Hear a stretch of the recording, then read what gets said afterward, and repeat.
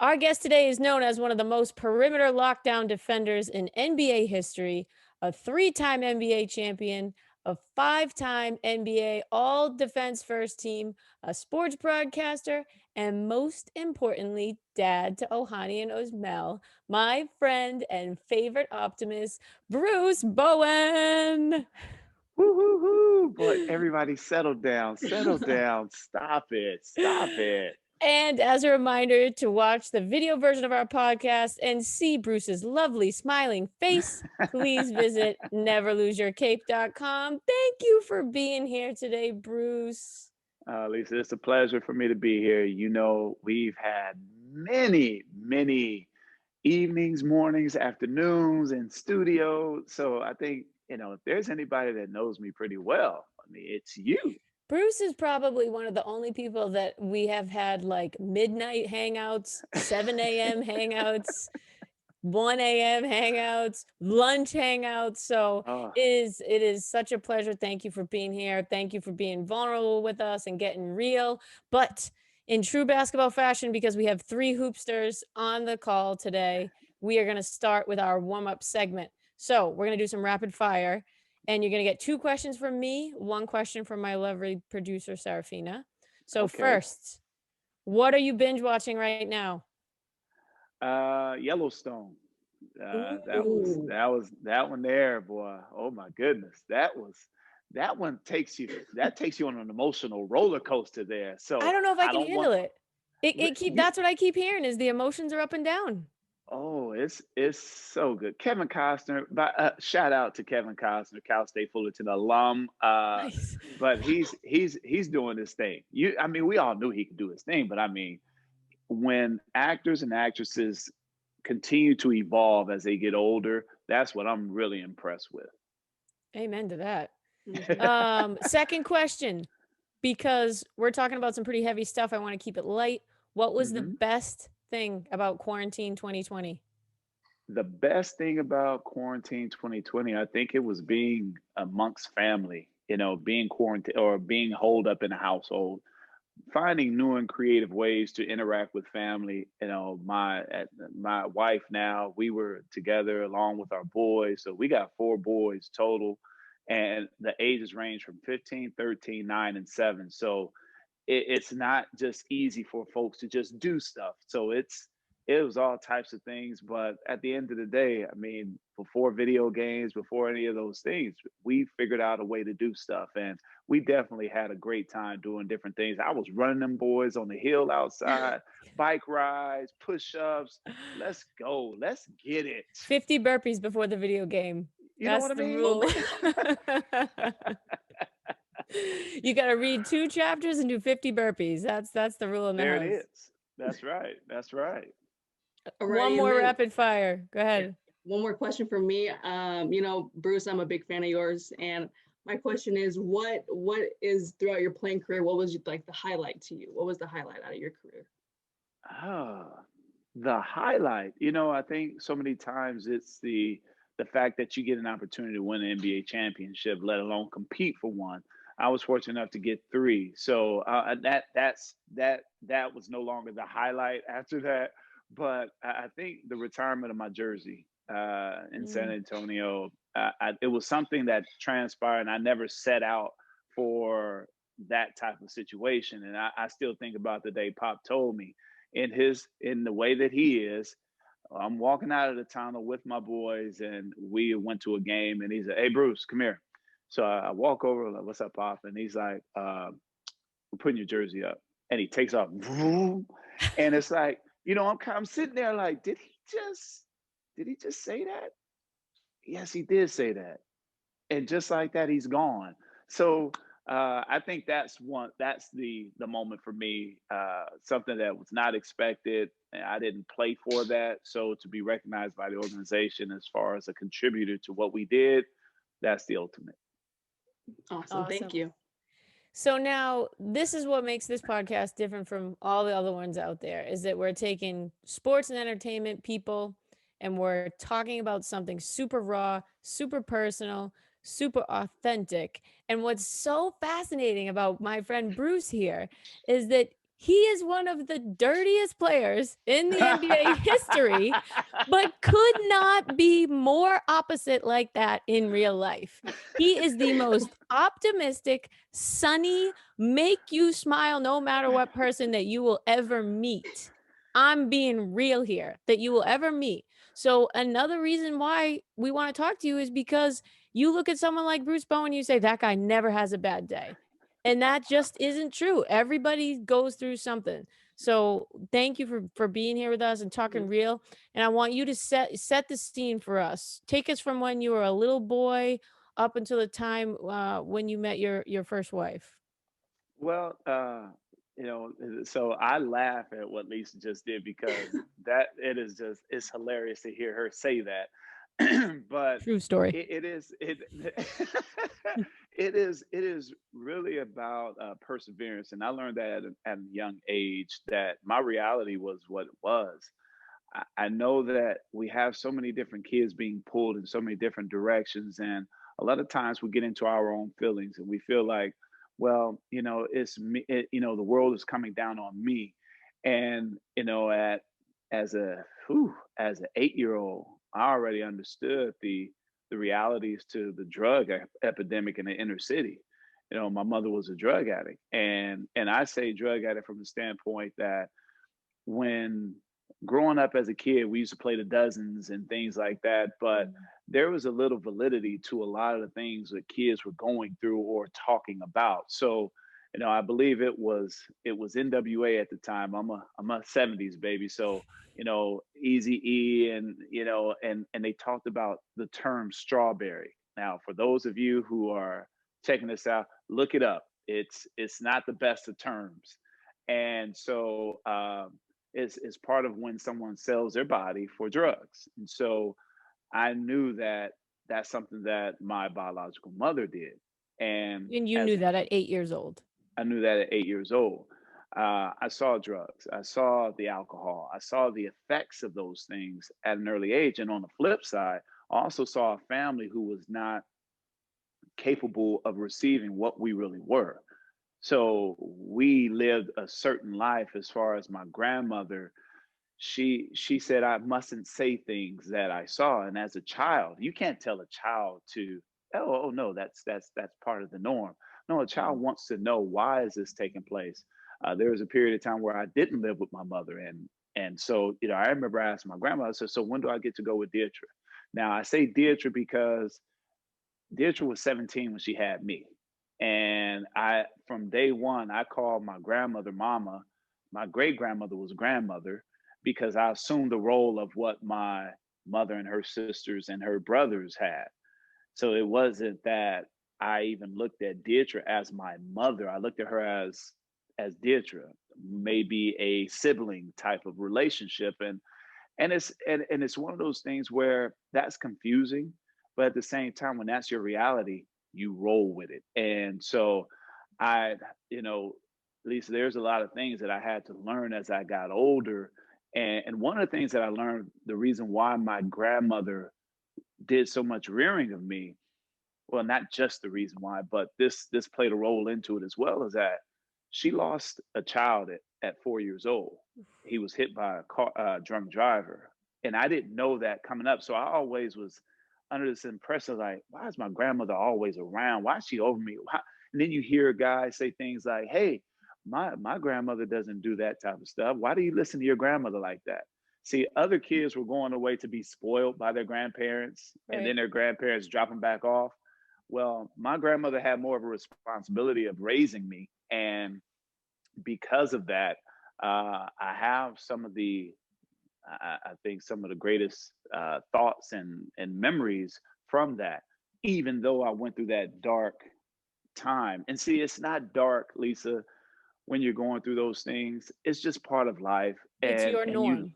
it's your, exactly. It is Mhm. your norm. See, I learned to cook because living with Deirdre, she was gone a lot. And Mhm. so there were many a nights where I stayed home by myself. And so I had to, is that old adage, you either sink or swim. And so I learned to cook at an early age. And, um, you know, first you put the bacon in the skillet, then you do the eggs. I had to learn because I put the eggs in first one time. It's like, why are they so sticky? There is no grease on the skillet. So, those little things were so necessary in my development, or I should say they were attributes in my development. But I realized maybe around my 30s, in the year of my 30s and 20s, I missed out on things that were so key in life, and what I mean by that is unconditional love. Mm, M- That, being that I wasn't really raised with my biological mother, I never got that affection. I never got that motherly love, that situation where I look at my wife, and the way that she's able to, with with with Max and Bruno. I remember one time they were laying on the couch. Max was laying on top of her shoulder here, and Bruno was snuggled in with her there. we call that And I mommy tell, magnet. and but you know what, Lisa, it affected me. It affected Mm, me to the point where you don't even know how to receive certain a tactile touch, mhm. words of affirmation.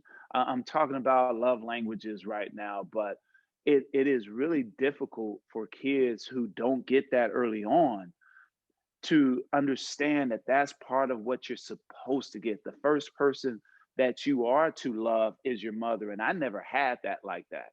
I Mhm. didn't have that feeling. And so it made it real difficult for me when it came to relationships with women, because I didn't know how to receive certain things. And, sometimes I look, okay, what are you after?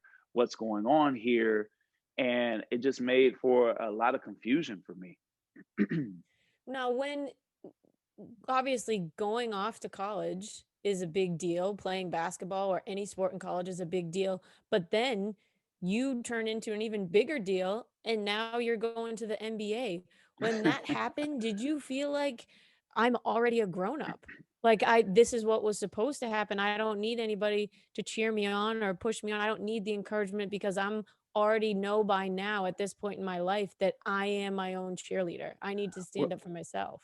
well, I had that vibe, but I also had this other deal where I was trying to create a family. I was trying to make a family. So there are individuals in my world, that surrogates, that play a bigger role than biological family for me, because I was trying to protect the child.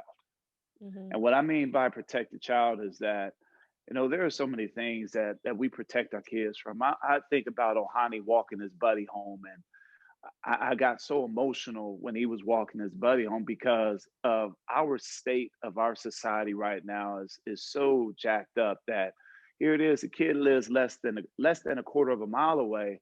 And I mean, I was overcome with emotion with him just going, what if somebody says something to him and I'm not there to protect him? See, Mhm. these are issues that I dealt with as a child because I didn't have that protection. So many different things, through college, I'm trying to navigate certain things. Now, I've always known my biological father, but we never had that relationship.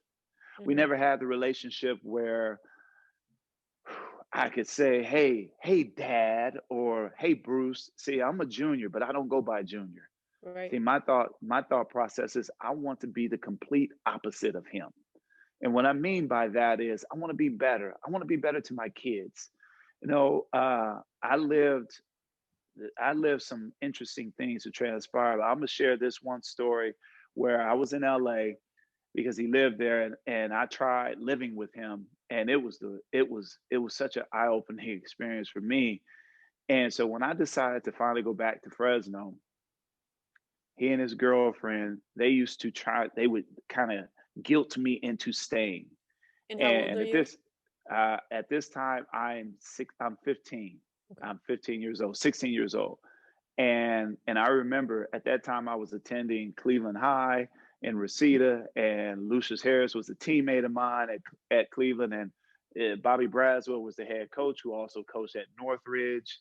So as I've had enough, I'm like, this isn't for me. So one of the things that took place for me is that I used to deliver phone books in the summer.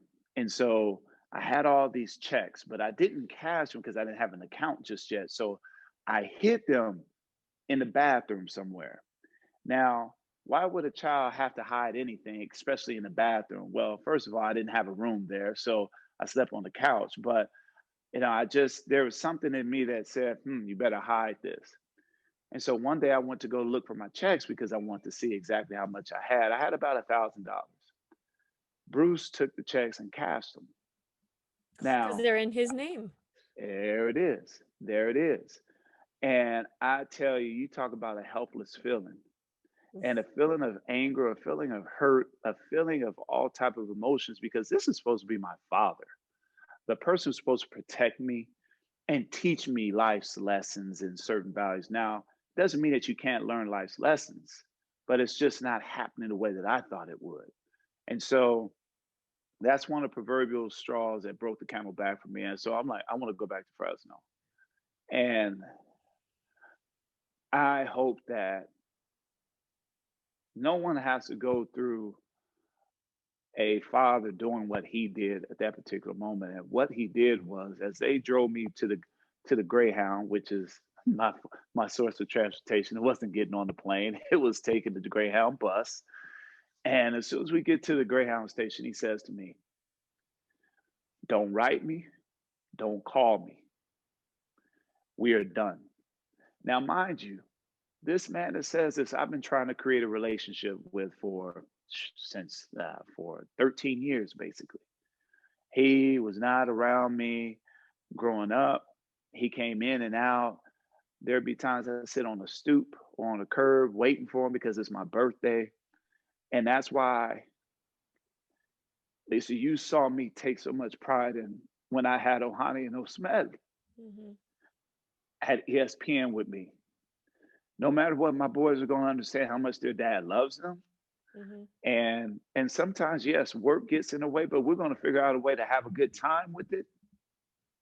And so that's why you when I talk about them, you see me react the way I do. And so I sat on that bus ride for 4 hours, crying my eyes out because my thought process is how can someone do something like this to someone they supposedly love?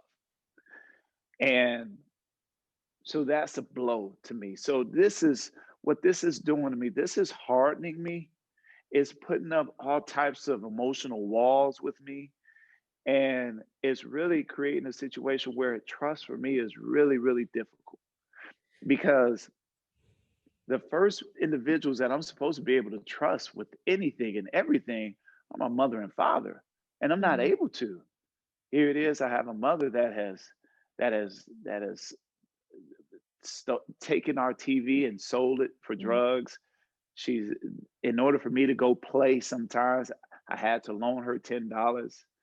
In order for me with Bruce to do things, I had to appease him as to did I work out today? Did I do this? Did I do that? And those things, that's not what life is about.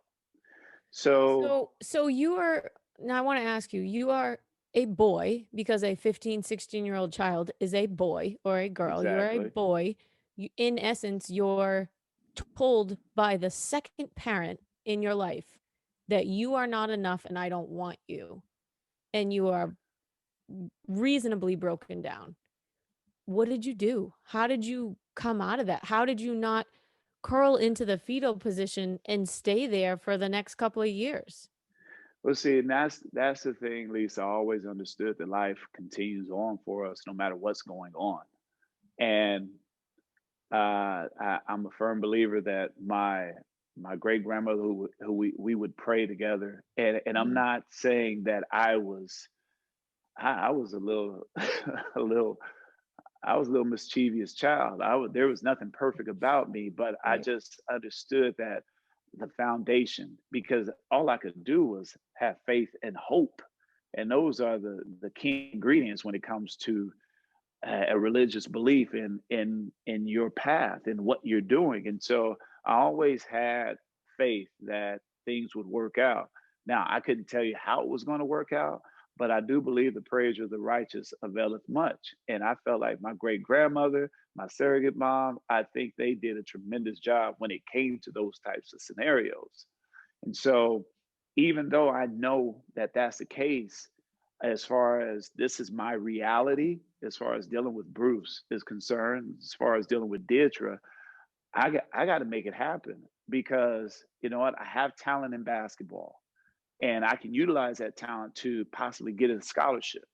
In order to be something, I have to utilize that talent that I've been gifted with. So I was on a mission. I was on a mission to get out of my situation, and I wasn't going to let anything or anyone hold me back from those situations of trying to accomplish the goal of making sure I get some type of recognition in order to get a scholarship. I think that there is such a lethal weapon when you combine prayer with drive. That is to me such a powerful thing, and it's so commendable that you realize that at such an early age, Mhm. because there's a lot of adults that struggle with that right now, and the fact that you realized, "Hey, at 15, at 16, I'm not gonna be a statistic. I'm not gonna be a kid from a broken home. Oh, he gets bad grades, he's in jail, that's fine, he comes from a broken home." You decided at a young age, "I'm gonna get out, and Now, I'm let gonna me pray, and I'm gonna use my basketball to get me there." and understand this, Lisa. I had people that were willing to enable me. Mhm, I had folks that were willing to enable me and say, "Oh well, you know, he's been going through this," and that Mhm. just wasn't reality to me because, you know, at a young age, I lost a elementary school friend in the third grade. Lost him to cancer. oof. So here it is. You know, I was very perceptive of what's going on around me, and I didn't. I knew that even though things are like this for me, it's even worse for someone else, or it could be worse. So who am I to sit back and woe is me, have that type of attitude? And so, you know, it was about that moment, grinding, grinding, grinding. And in my grind, I've told this story before where in junior high I used to sell cookies and candy for a guy by the name of Mexican Ray. Mexican Ray would go to a Smart and Final and get a box of cookies and candy.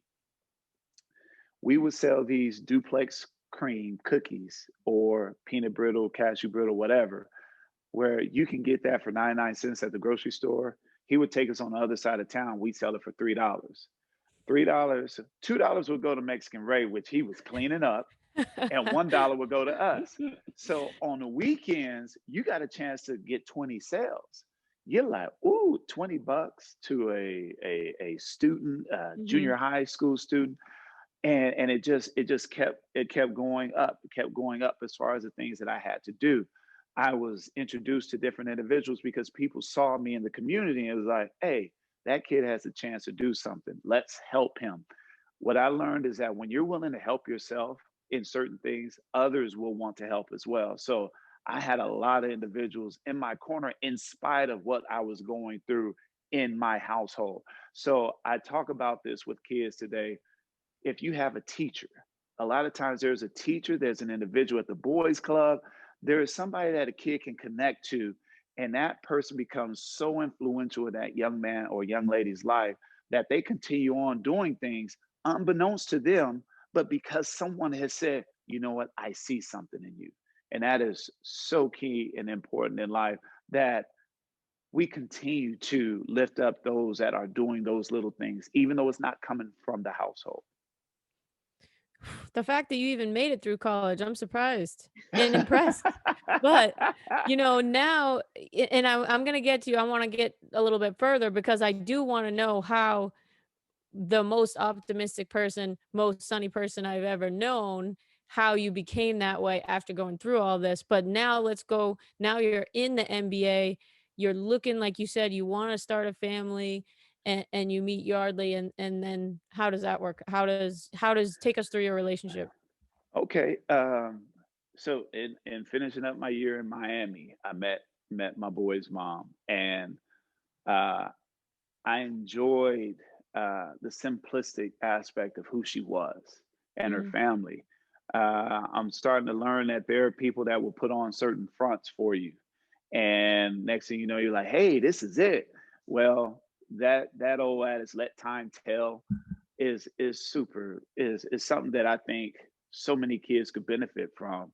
But when you come up in a kind of in a way like I did, you don't wait for time always. You're trying to dictate time, or you're trying to dictate the scenario. Yarley's family was fantastic to me. And how Yarley old were you was when you guys met? I met Yarley. I had just turned 30. I had Mm, just turned 30, and what before we get into that, I'll go into this one because I was married before. That okay. one was it was short term, right out of college. Met a young lady. I went to France. She still was here, and at this time, from the Christian perspective, you meet someone, you get married, and then you start a family. Well, I definitely didn't let time tell with her, and we didn't last a year, even in France. And so I was we got divorced, like, we got married at 22, Ooh. and I was divorced at 23. So, you know, I tell buddies of mine, like, hey, I just like, yeah, but I've been married, partner of mine, Nico, was like, but I've been married 3 times. He said, yeah, but that first one didn't count, Bruce. I said, oh, okay. 22, So, well, that's a well, it's tough tough, but marriage age. this is part of someone trying to control their Narrative. scenario. Mhm. Mhm. And my exactly. So because I did, and my biological parents weren't married, they weren't married long. So I'm going to show them what it is. I'm going to show all my family what a family truly is because they didn't do it right. Look at me. I'm going to do it the right way. Mm, There was a bit of that arrogance as well. So as we move forward, you know, I, I wait 7 years before I even think about marriage again. And so where was I? Let's see. you had Okay. just gotten, or Yeah. you're gonna stick it to your parents. Yeah. Yeah. Yeah. That was the thing. And it was a lot of arrogance from me as far as like, y'all don't know what y'all doing. Y'all look at me. I'm in the NBA, and I came out of the mutt of what you all presented to me. And that's not right. I mean, I think there's a humbling aspect of life that happens to people when you take that type of attitude with something. And my attitude it wasn't the right way. And I was very judgmental during that time as well. So, then I get divorced, and I was like, "Whoa, ooh, who am I to talk about them when look at me now?" But I still didn't understand relationships. I still Mhm. didn't understand what a relationship was, and how and how two individuals should interact, and because what I saw in my household growing up was nothing like that. I didn't see the Huxtables. I didn't see that. What I saw was dysfunction. But the worst part about the dysfunction that I saw was that my family didn't accept their dysfunction. They always tried to Right. make an excuse for it. And so as I'm going through life now, I'm starting to understand certain things and how I have to be when it comes to uh, being able to take responsibility for my situation and the things that I'm going through. So um, after that, I'm trying to be better and allow time to take its course. I had to learn to heal a little bit as well in that process, and I still didn't heal enough, but the process had begun. So I meet Yarley, and things are great. I mean, how come it's why wouldn't it be great? I'm in the NBA. Um, I'm able to do things that I wasn't able to before, and I feel like hey, this person here, I enjoy her family, and it still was something that I was looking for. I was still looking for that family, and so we'd have big events. People come out for Thanksgiving, for Christmas. It was all about family, but there was something in me that still didn't let her in completely. She had made that statement to me before. It's like, you're so cold and this, and that. And I'm like, so cold. but look at the lifestyle. Look at what we have here. Mhm. And I say lifestyle and what we have, not as far as monetary, but as far as like you're not a cut. You this isn't where you're from, but we have a good life. I'm exposing you to different things that you can learn from. And, and so as we continued on, that's exactly what it was. It was more of the lifestyle that someone became enamored with. And yeah, we had great times. We never had any heart to heart moments where, we really had to work things out or work disagreements out or have disagreements. It was my thoughts were, "Wait, I'm very fortunate to have the lifestyle that I have. What could I be disappointed with?" Well, and And you helped support didn't she had her own business that you were a big oh, part of? I mean, this wasn't somebody that just was looking and hunting to have a life where she didn't have to do anything. She had dreams and aspirations, and you supported them.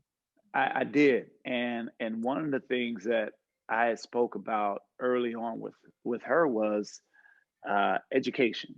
And I was like, okay, there is something about, as you continue on in life, you're going to have to fall back on something. And it was a scenario where she was young as well and didn't know how to handle business, didn't understand that, hey, when you have your own business, it's not about dictating, it's about being there, not just 8 hours a day, but maybe 10 hours a day. Right. And so it was a learning situation.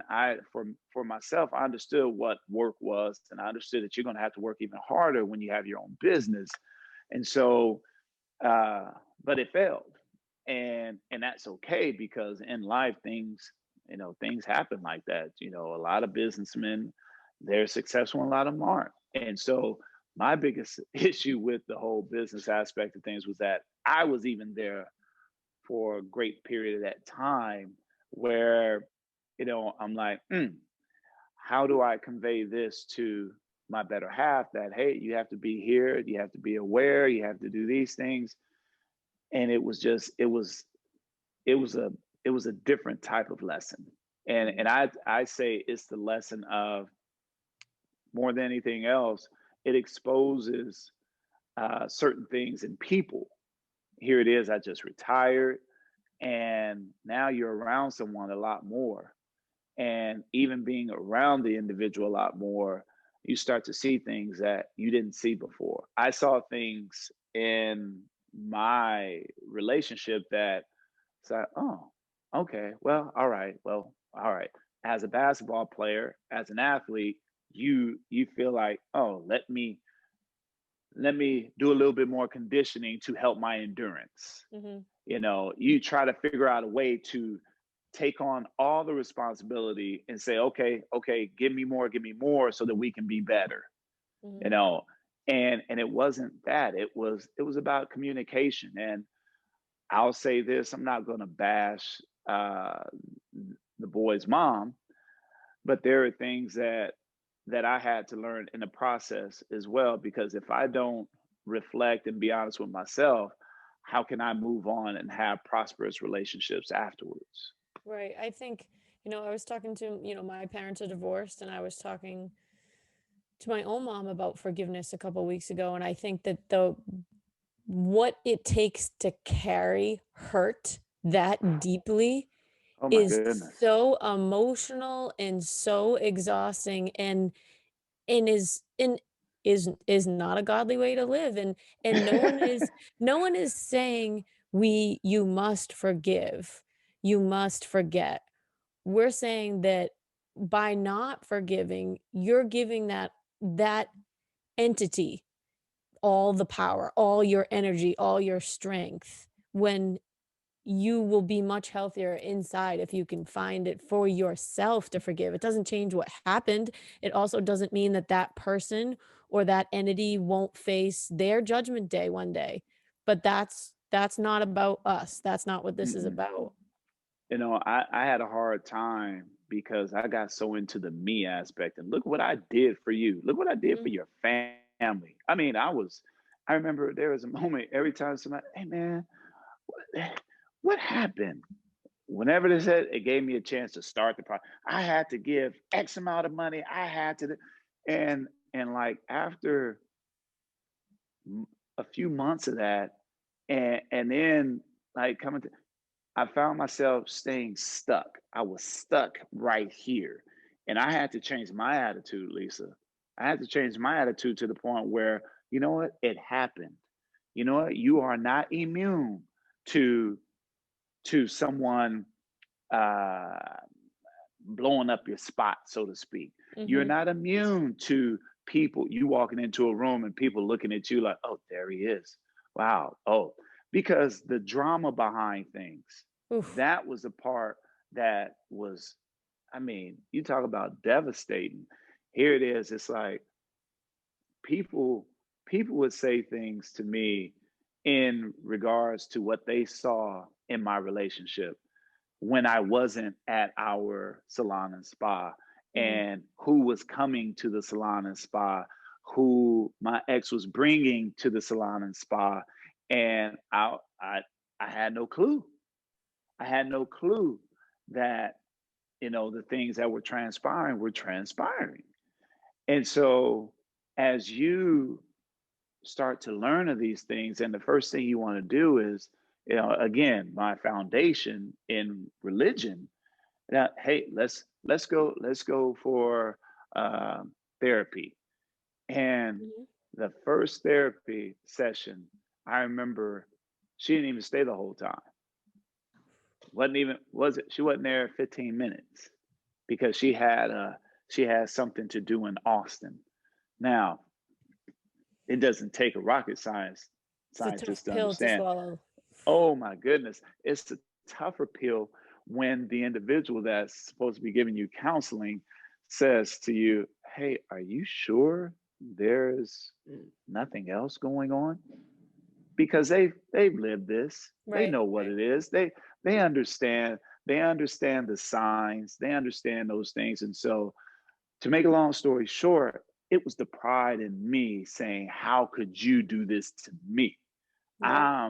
I'm I'm the breadwinner. I'm Right. this. I'm," and it's a lot of eyes in that. Mhm. And it wasn't until I said, you know, I accepted, okay, this is my reality. What are you going to do now? And so, how are you going to be the best father you can be without wanting to badmouth their mom, Or be without angry wanting all to, the or time. being oh my Mhm. goodness. And so, you know, I just feel like, you know, I can't cry and complain about everything. You know what? I have life, health, and strength. And, you know, no matter what I've lost from a monetary standpoint, hey, I got this opportunity to instill in my boys what I didn't get. So I always, when I talk about, when I have motivational speeches, when I'm talking to a group, I always talk about how can you change the norm of what you come from? How can you be better in your future and changing the past? So that old adage, well, you know, my dad was a womanizer, so I became one too. No, no, we're not going to do that. We're going to still do what's right in spite of what that other individual did. So I'm going to be better in spite of what transpired because I want to be an example to my boys now. And so in that, it I got to a point in life, Lisa, maybe a first year into it, where I said, you know what, I want to be a better person. So in that, I started seeing someone. I'm saying the therapist. I started talking about things. I got it off my chest. You know, I talked about the deepest, darkest things that I thought were lying within me that allowed that allowed me not to be happy because I deserve happiness. I don't think God put us on this earth for us to be miserable. And so that's why I always had the attitude that I had on dark days in Bristol, Connecticut. And I come in bubbly, and you're like, hey, what's wrong with you? I'm like, "I've slept 2 hours, the baby didn't sleep, this person's asking me for this something." No, but you know what? Ultimately, you know, that old saying, if the mamas cry, what the baby's gonna do? That's So right. that is part of my mantra as well. And so, you know, I remember when Ohani asked me a question. We were in Fresno, and he says, "Poppy, what with your first girlfriend from Fresno? Why didn't you guys make it?" And I didn't want to say, "Oh well, she cheated on me, son." I said, "Well, I said she didn't respect Poppy."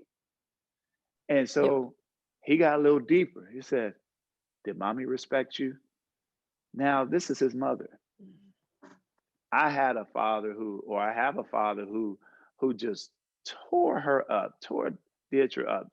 Oh, she's this, she's that. And Dietra did the same thing. And what that did was push me away from both of them. Right. My boys love their mother, as they should. Mhm. See, I want to break the cycle Mhm. where I what I see in my boys with their mom is what I envisioned. See, I didn't have that. I'm not going to create the same thing that I had because that's selfish. And for the most part, that's dumb if I don't want better for my kids than what I had. And And so that's their journey with her. Their journey with her does not relate to your journey with her. It's apples and yeah, oranges. absolutely. And so even though there are things that transpire, you know, I'm thrilled at the fact that my boys, they love their mom and it's unconditionally, and their mom loves them. That has nothing to do with me. See, my only concern and care is for the kids. We had two kids, and you know what? They're here. What do we do now? Do we argue about things that took place prior to a divorce? No, because that's in the past. We can't go back to that, nor do I want to go back to that. So let's be better.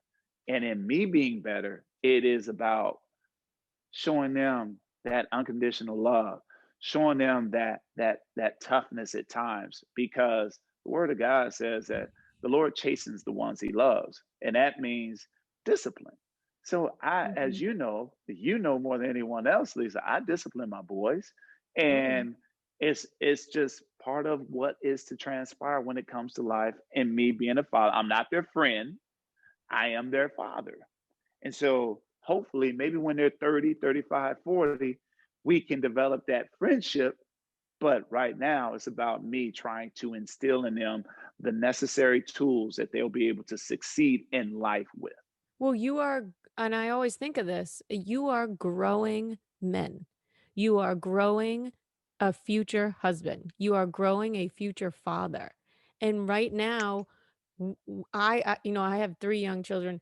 I am trying to make them obviously to be good people, but when people see them, I want them to see God's love. I want them to Mm. see other people through the Lord, just like the way the Lord sees us.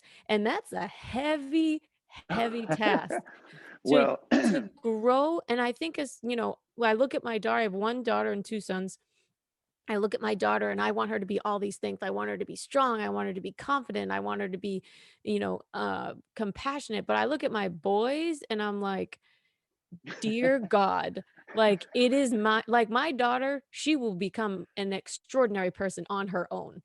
My boys, I look at them and I'm just like, dear Lord, please help me to turn these children into extraordinary men, good men, that's and God loving men. that's the vulnerability that we have with them, because there are certain things that we cannot control. There are so Mhm. many things that I couldn't control about my life. And I'm so thankful that, I'm still here.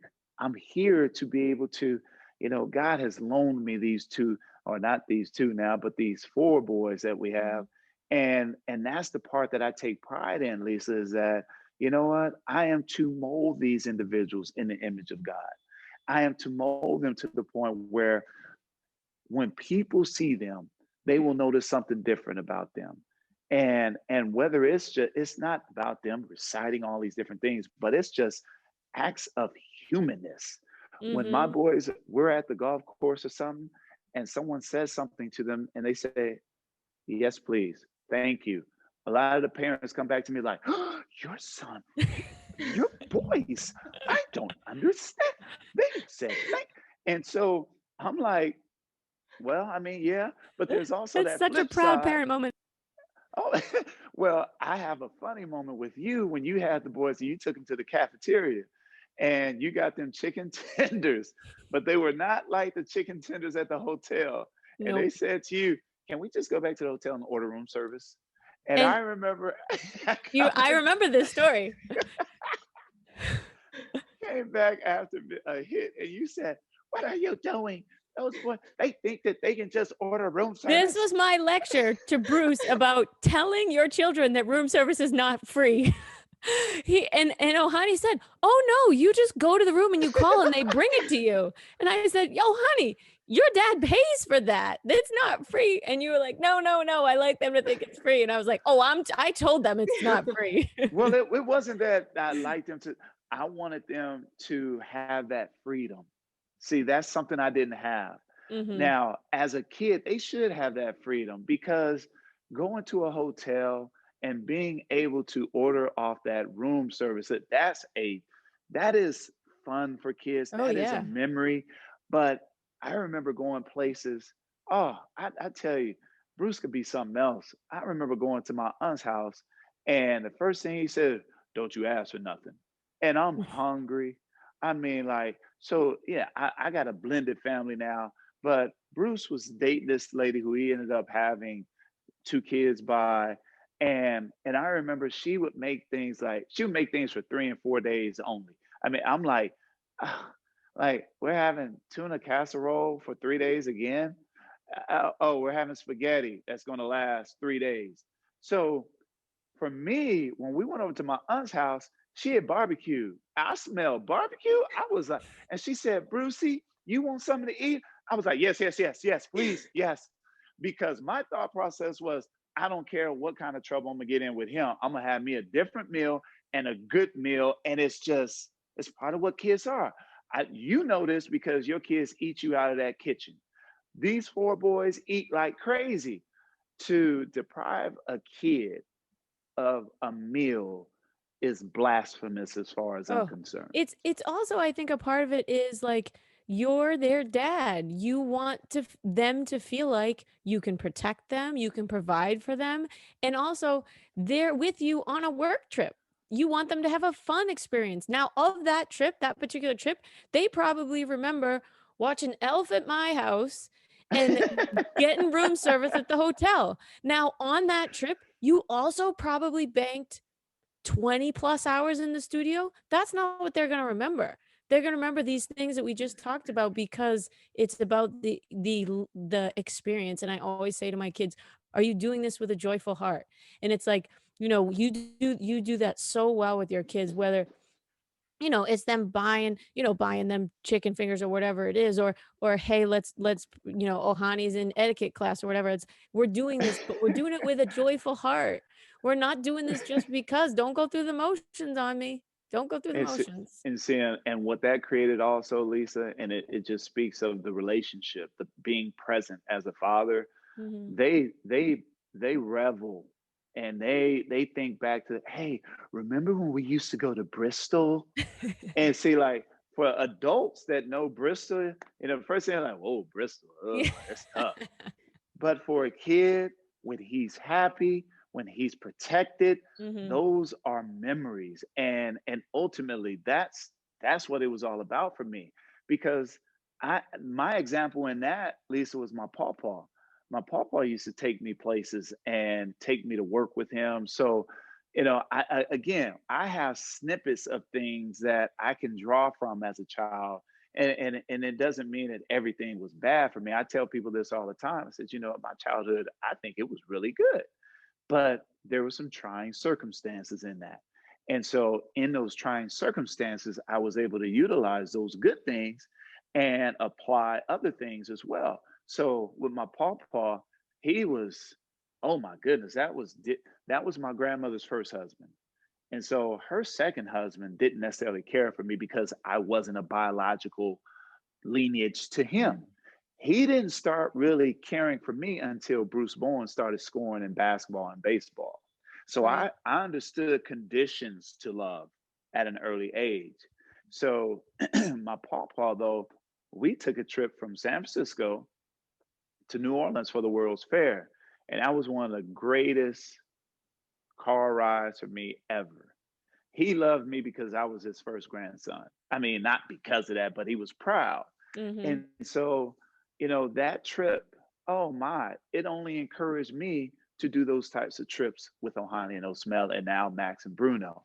We Mhm. do these trips because there are so many different things that we can learn from that. So, in spite of all the negative stuff, there are still positive things that we can make from our experiences as kids. Mhm. Last question for all our listeners out there.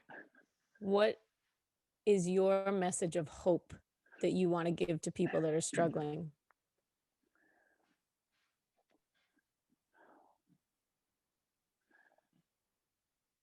Don't ever give up.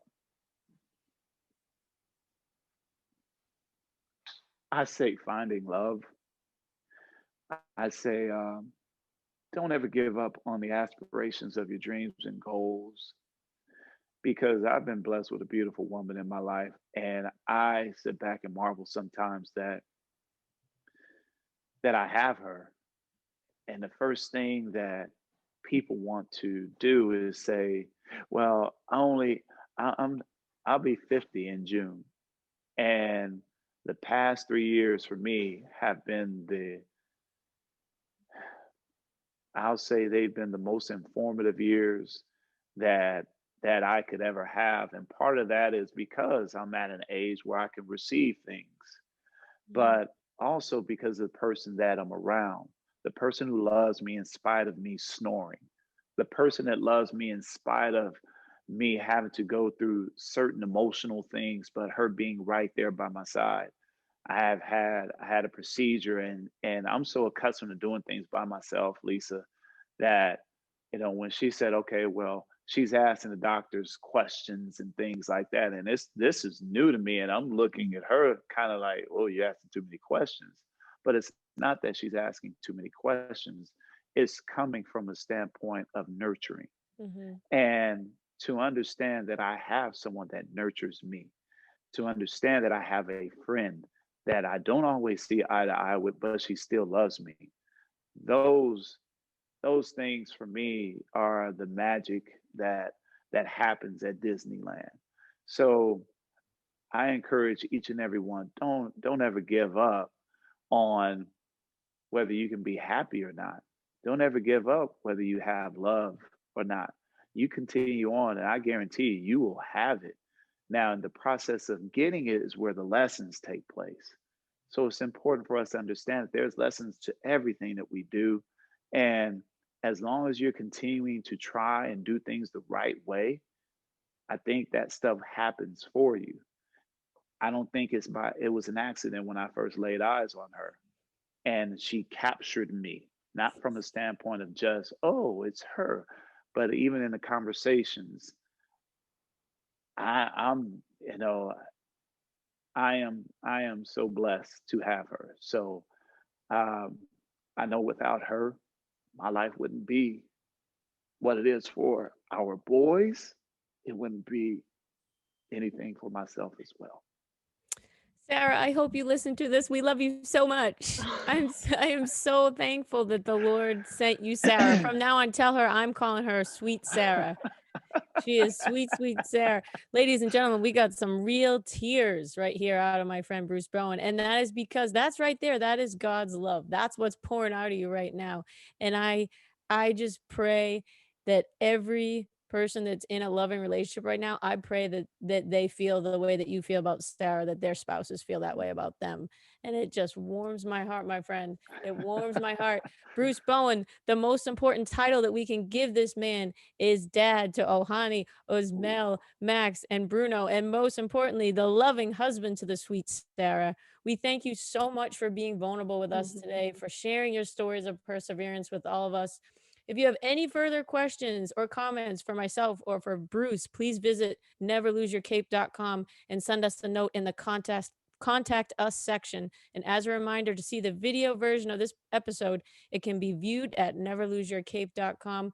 Bruce, thank you, my friend. We appreciate you and we love you very much. love you too. Y'all Thank you, take care. Bruce.